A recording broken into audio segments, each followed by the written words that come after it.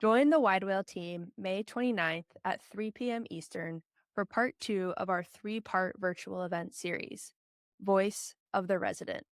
For part two, we will look specifically at residency. Using AI topic analysis, we've analyzed the free text of 400,000 Google reviews from residents of hundreds of top multifamily groups, including the NMHC Top 50, to identify how often 50 key topics are mentioned by residents.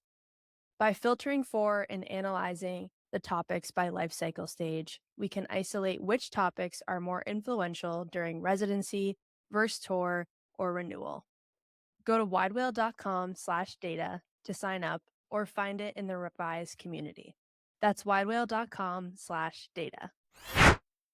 Hello, and welcome to another episode of Rooms with Ronald, a podcast about leasing and marketing. I'm your host, Ronald Harrington, and today we are joined by the fabulous Autumn Hunt, who is the head of marketing for CIP Communities based out of Lincoln, Nebraska. Autumn, thank you so much for joining us today. Thank you for having me. I'm so excited to talk with you. I cannot wait to talk about today's topic, guys. So, we're going to talk about the marketing funnel. And Autumn, I know you know that some people say the marketing funnel is dead. You had a big hmm old post about it. You tagged me in a post not too long ago. And we are here to talk about how it is not dead. I think it's so funny how that term is constructed to the marketing funnel and what that means. And if you look back at my post on why I posted that is somebody had some commentary about how the marketing funnel is dead because there's so much variance in the buyer's journey now in any industry, but particular to multifamily, that holds true as well. Um, But I think the purpose of the marketing funnel is to provide a framework to both marketers and salespeople and operators of what that journey looks like in the aggregate and on average so that we can make very particular decisions in how we construct our marketing. So it is, although like with the advent of like the entire digital ecosystem that we have and how that has absolutely blown up, certainly like buyers' journeys are widely varied, but there's still a marketing funnel at the end of the day. And that's, again, just a framework of how we can construct our marketing and sales tactics. Yeah, I think the last statistic I read, like the prospect journey right now is like 32 days and it consists of 41 steps. So, I mean, I can see why people say the marketing funnel is dead, but I'm like, well, if it was dead, then it would be one step and everyone that walked into your property would have found it via drive-by and there would be no marketing dollars spent. So I'm like you, I don't think it's dead. I just think it looks a little bit differently, which as it should, right? Because we're evolving as an industry. Consumers are evolving, like with the rise of like Google and all this stuff. They have more information at their fingertips than they ever had before.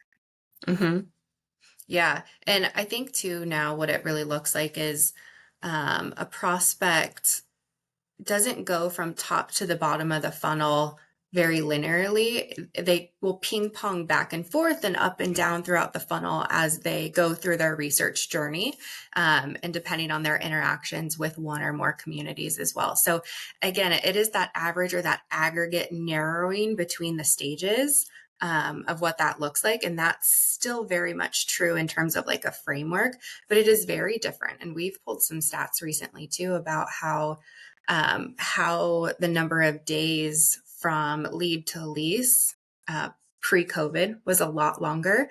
Mhm. Post-COVID in a very, very strong market was literally like 8 days. Literally, for some of our markets, 8 days, which is absolutely insane. But we find ourselves in a different environment now where we're having to change how we approach the marketing funnel and what steps we take in terms of our content and our content delivery, but very specifically like our sales tactics too, and how our on-site teams need to treat the prospect. Yeah. So I want to actually kind of work backwards for a second. Since you talked about COVID, we as an industry hired a lot of green people who have never worked in multifamily, who have never been in leasing.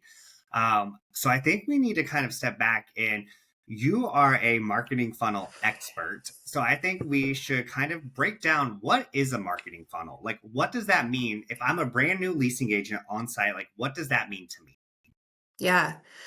So first, if you are a brand new leasing agent, the first thing I would encourage you to do is Google it and make sure you can picture in your head exactly what a marketing funnel looks like.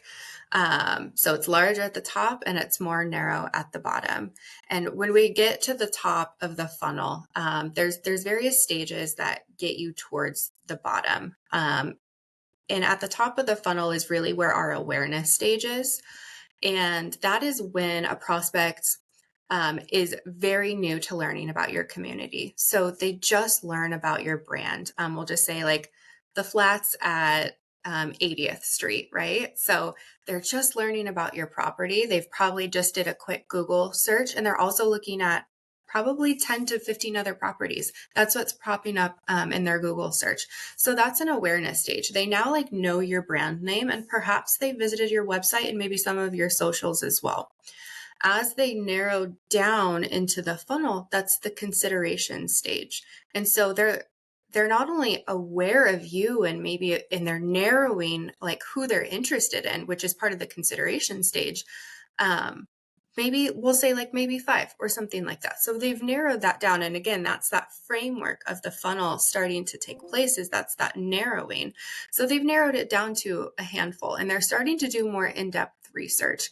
And often what that looks like for prospects and leasing folks at this stage is they probably put in an inquiry and they're really looking at your website in depth and they are trying to determine what type of property you are and what type of consumer experience you provide through your social media, through your website, and your online reviews. So again, all of those is fueling their consideration of purchasing with you. And then we go into the conversion stage and probably right in between consideration and conversion. And conversion, we would, there's a lot of conversions throughout the funnel, but the final conversion is applying and signing a lease, right? So somewhere in between there is that tour. And that is like the most critical thing that an on-site person really needs to be excellent at. We're in sales at the end of the day. How can we provide the best consumer experience and making sure that that top of the funnel activity demonstrates exactly what type of experience you provide and what your property provides to a prospective resident. And then when you are on that tour with them or they're doing a self-guided tour, you are having that sales conversation and you're pushing them towards the path of purchase. And then once they convert, there's that little bottom of the funnel that references loyalty. That's the resident retention part. And it's just continuing that consumer experience that you intend to provide throughout the rest of the funnel as well. Perfect. So we talk about the top of the funnel, right? And this is where they start. So is this going to be where I hear those words like SEO and PPC and like all of those things? Is that going to be at the top of the funnel? Yeah. So that is what is going to pull your prospect into the funnel. They have to find you somewhere. So that's going to be through both organic and paid sources. Other things you consider as top of the funnel, which are really critically important too, is word of mouth. Your referral sources as well, maybe any business partnerships that you have. So those are the things that are going to make your prospective audience pool aware of your particular property. And it varies on how operators do this, whether it is a community business manager or property manager managing your advertising and working directly with a digital ads provider. I should mention too, ILSs are up there as well. Or is it your centralized marketing department that's really handling this on behalf of your property? Yeah. So in that short amount of time, we said SEO, PPC, and ILS. So let's just define what those mean for someone who's new on site. So let's start with SEO. Yeah. What does that mean? Yeah. So SEO stands for search engine optimization. And the latest stat I read was Google holds about 89% of the market share for searches. Bing is about 10%. And then I think Yahoo is still in there a little bit. So That's still it's around. really, Who is still yeah, around? I think. last stat I read. I could be totally wrong, but I think as a marketer and well, what that means is like you need to have an excellent presence in the Google space, and that's where a lot of like the technical side of marketing needs to come into play. So your entire digital footprint for the property that you are at is should be really, really well constructed from a technical standpoint, because when all of that technical stuff on your website and your online reviews and your Google business listing, so on and so forth, it's telling Google how to find you. So it is providing that roadmap for Google to be able to identify not only who you are and what audience you serve, but what value you would bring to the prospect who is simply searching apartments, Lincoln, Nebraska. So to break it down more simply, if I'm a prospect, I'm going to type in apartments, Lincoln, Nebraska. And then there's going to be a whole host of search results. At the top is usually some paid search results, which I know we'll discuss in just a minute. But towards after a few search results where it does not say ad, those are going to be organic search results. Those sites are at the top of the page because Google thinks that those are the most relevant sites to you and what you're searching for. With such a broad keyword term like apartments, Lincoln, Nebraska, what you will find is a lot of ILSs pop up first, not necessarily individual apartment communities. Although apartment communities are getting a lot better in the PPC space. So that's what search engine optimization is. And I would encourage you to simply Google it to get to know a little bit more about how SEO works in Google and in other search engines. And then PPC, so that stands for pay per click, also known as like Google ads or Bing ads. Although with the market share that Google has, you primarily concentrate on your paid search within Google. And it's kind of the same thing, and SEO and PPC really work together. And when they both do great, your SEO is going to improve your PPC, and your PPC is going to improve your SEO a little bit. So PPC, again, like I said, we're searching apartments, Lincoln, Nebraska. Those are those ads that show up. And so the Google Ads platform within like the Google tools is incredibly robust. I used to manage them myself years ago, and it's far too like intricate. And there are specialists who work on Google Ads all day, every day. That's their job for multifamily communities. And so you're creating these ads within this platform, this Google platform, and you're telling Google that when somebody searches apartments, Lincoln, Nebraska, I want to serve this ad. And it's auction-based advertising. So I am going to serve my ad to people. And then when somebody clicks on that ad, I will be charged a certain click amount. Again, pay per click. And then, of course, ILSs, which works on a subscription, for the most part, a subscription package style. And so all three of those are, you'll probably, any given property will have a good mix between the three, a good marketing mix to really have a well-constructed top of the funnel lead generation activity for your property. Are there any other terminology that we should be aware of on site, right? Like those are the big three that I think of. But if I'm coming new into this industry, is there, any new terminology that's up and coming or anything like that, that as someone who's sitting in a leasing position, I should be like, well, I should know what that means?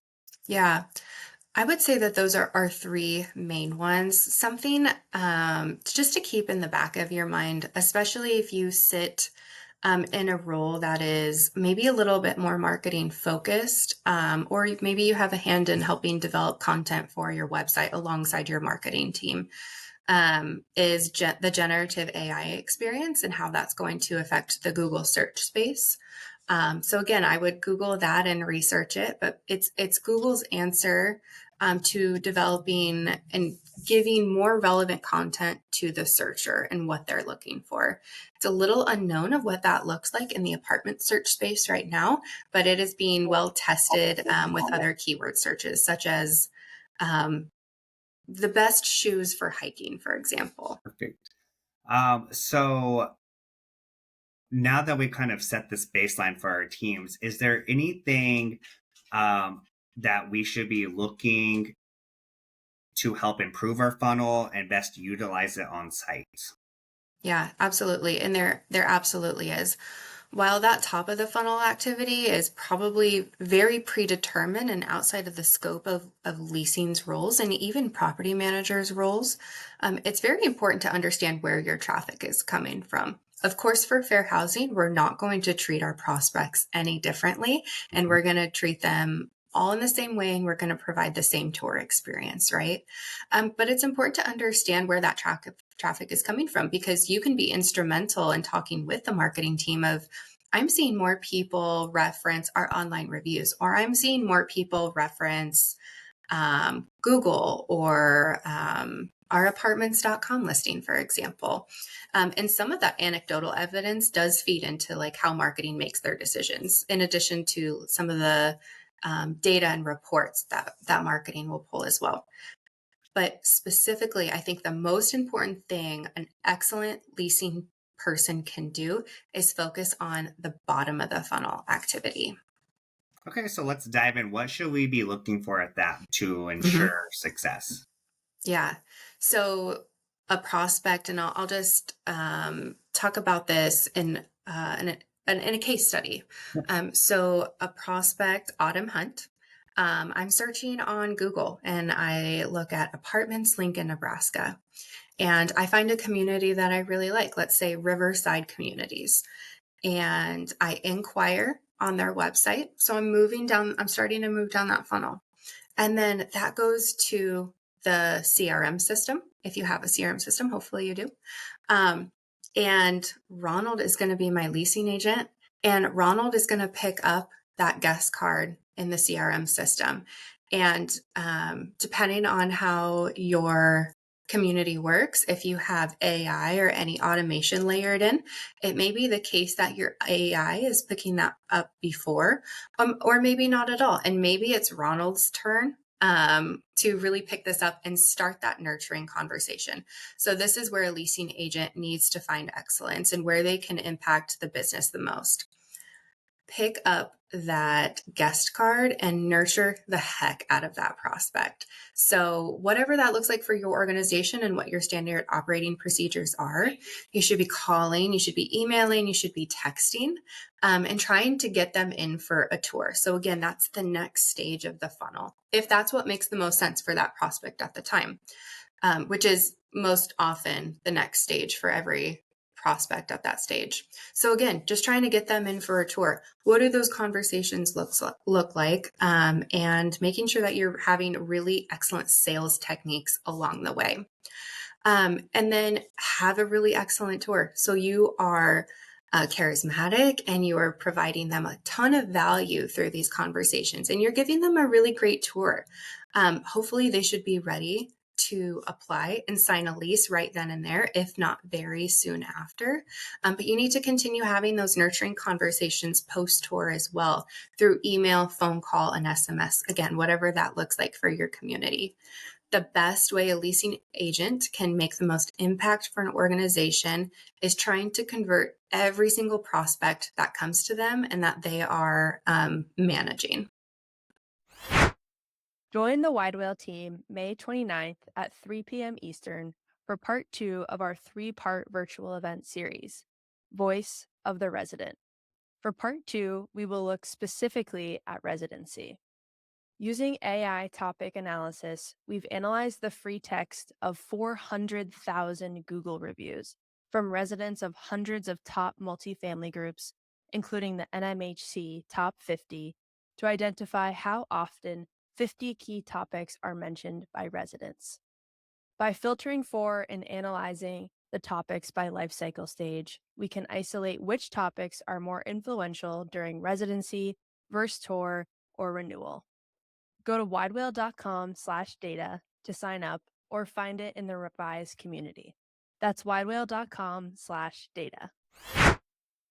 So I noticed as I tour more and more that people have really stopped asking, how did you hear about us? Hmm. How do you feel about that as a marketer? I think I have a unique perspective on this. When I started in 2018, and we got rid of this very quickly, but we used to have a piece of paper that our leasing agents would hand over to a prospect with all of the ILS logos on it Yeah. and the Google logo. And we said, "How did you hear about us?"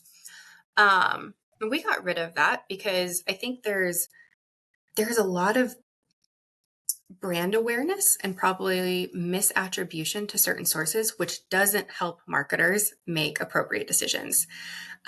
There's going to be a margin of error in attribution, but as our systems and technology has gotten more sophisticated, 90% of our sources, our first touch sources come through digital sources. So not your drive-by traffic, not your outdoor signage traffic, not your referral traffic.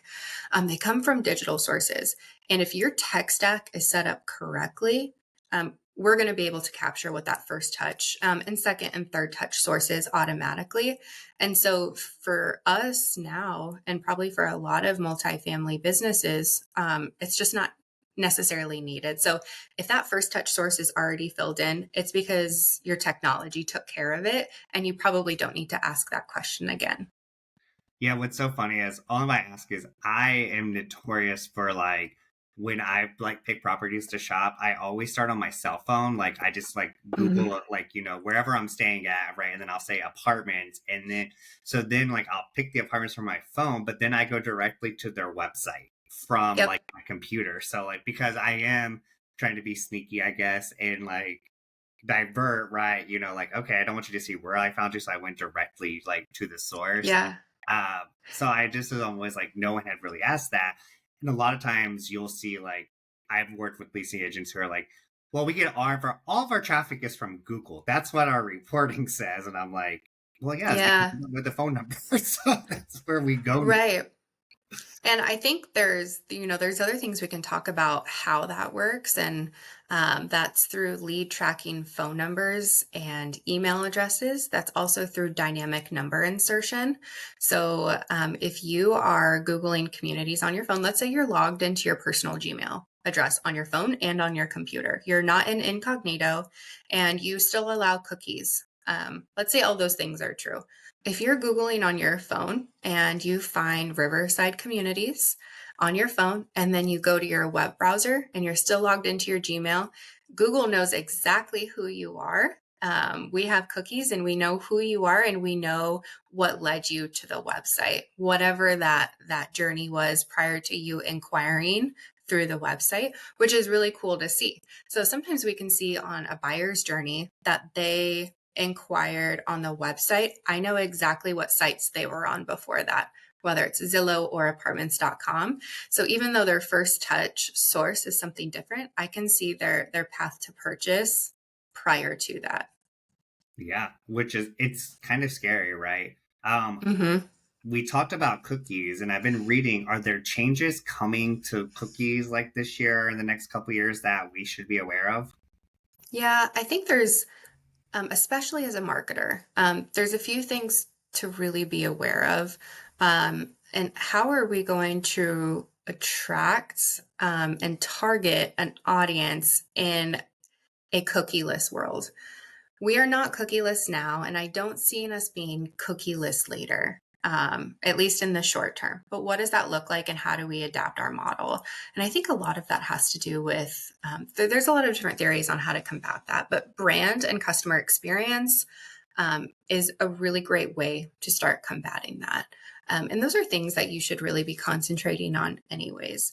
But between the GDPR and some of the California laws, and there's some other laws now too within individual states within the US that are primarily concentrated and concerned about individual data privacy. And I think that's really where it comes from. And so there is a federal and state and consumer trend and desire to protect individual um, property, individual data that an individual person might have. So that's only going to strengthen, and we need to figure out how to combat that and marketers are still trying to figure that out.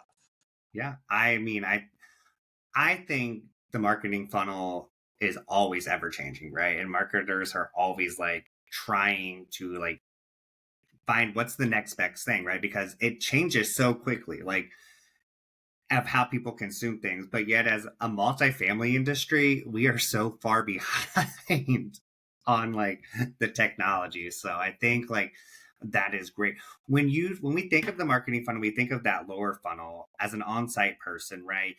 I'm gonna say, Autumn, this all sounds great, but do you not realize that I'm getting 50 and 60 and 70 leads a day? And you're like, Hmm. pick up and like call, text, and email. So like what can I do on site to say, okay, I know that I should spend my time, you know, really reaching out to these leads while maybe, with that personalization. But I know maybe on the back end, these 5 or 10, I can send a template and that will be okay. Yeah, that's a good and a very valid question. I think if an individual, and every property is different, and every market is different, but I think if an individual leasing agent has 50 leads a day, new leads a day, or even pre-existing leads to deal with, that's such a great problem to have. But not every one of those leads, to your point, is going to be hot or even like a warm lead. So I think that's where the industry has really started to turn, and how to layer in automation and AI to help pick up some of that nurturing from the top and the middle of the funnel and push people towards the path of purchase or scheduling a tour for them. Because, if they schedule a tour, they're a hot lead. They are very interested and they are considering renting at your community. And that's very often where it makes the most sense to have a human jump in. So I think that's one way to do it. Some CRM systems have lead scoring systems. So there will be an algorithm that works behind the scenes of telling the leasing agent that this is a more worthwhile lead to spend time on than this lead. I have my own thoughts about that. And I think there's other things to do before you institute a lead scoring system, because it may lead you astray. Um, and I also think sometimes the algorithms can be a little self-serving. So for example, let's say your algorithm takes into consideration the conversion ratio of a source. So let's say you have an ILS converting at a very high rate. Then it's going to suggest of any lead that comes through at that source is going to be a lead worth spending time on. And so it just like feeds into itself as that particular source being more worthwhile to spend time on. So there's other things to combat that, but I think automation and AI is the next best thing to nurture the cold and even warm leads. And your humans need to hop on those really hot leads. So you talked about, AI and all that fun things. So how do you think that is going to start playing into the marketing funnel in Hmm. in the coming years? Yeah. And we've already seen some of this take place. So, where I see the most impact right now is at the top of the funnel, or when they are a new guest card and they haven't yet scheduled a tour. That's where automation and AI can really take a lift off of the leasing team's shoulders. And that leasing team can really have conversations with very hot leads. Or the tour and post tour conversations, and helping them that prospect really get towards the path of purchase or to leasing. So I think that's where it's making the most impact now. AI and automation is layered in different parts of the journey too, and even like through the resident experience with maintenance and collections. And those are different conversations, but that is probably the most impactful right now. And depending on how your company is approaching it, I don't see it as an all for nothing. And I think that sometimes that concerns leasing agents of automation and AI is going to take my job. And I don't think that that's it at all. I think if you are dedicated to being an exceptional leasing agent, you should learn how to work with it and really focus on converting your tour and post tour leads. It's so funny that you mentioned that because couple weeks ago, Lacey Daniels and I spoke at the Texas Apartment Association on AI and how you have to have AI in the human side, the AI plus HI. to create that synergy. And that was like the topic we wanted to drive home, right? Like, it is not here to replace anyone's job, right? Like, it's here to help alleviate the things that you don't want to do. And like what I've seen just in my own experience on touring is follow up of any sort, right? So like it frees up your time to go do the tour. We are in a people business. We are always going to meet people. And so Hmm. like the people who have this fear of AI taking over the world and taking my job, they're gonna have to get over it because that's not what it's gonna happen, right? Or you're going to be, cancerous to that organization and never willing to adapt to it to make it better. Yeah. I really like thinking about an example of this. So, like, let's imagine that AI and automation and, like auto send templates don't exist in your community. And you're a leasing agent and you have inquiries coming through your CRM system that are asking questions of information that's already on your website, but now they want that information directly from a human. So it's asking what your pet policy is, something that already should be on the website, or it's asking what your rent rates are, something that's already on the website. So you as a leasing agent are spending so much time answering information that's already out there, Mhm. or answering the same information over and over and over again. Those aren't even warm leads, though they're information searching. And that's one thing that automation and AI can really help with is it can look to see and provide very quick points of information, something that again, like it's just in your content management system, and so it's delivering them exactly what they're asking for. But when those conversations start to become a lot more intricate and they're asking more in-depth questions about their living experience, and some of the intricacies of what that looks like, that's where a human will have the most impact. Yep. Well, Autumn, I have really enjoyed this conversation on the marketing funnel. I find it fascinating. If people wanted to reach out to you, where do they find you at? The best way to find me is LinkedIn. So Autumn Hunt, Autumn, Hunt, Hunt on LinkedIn. Send me a DM. I'm out of Lincoln, Nebraska. So if you happen to be in the Lincoln or Omaha area, happy to meet in person and have coffee or lunch, but not a lot of people are here. I mean, we have a few million, but not a lot.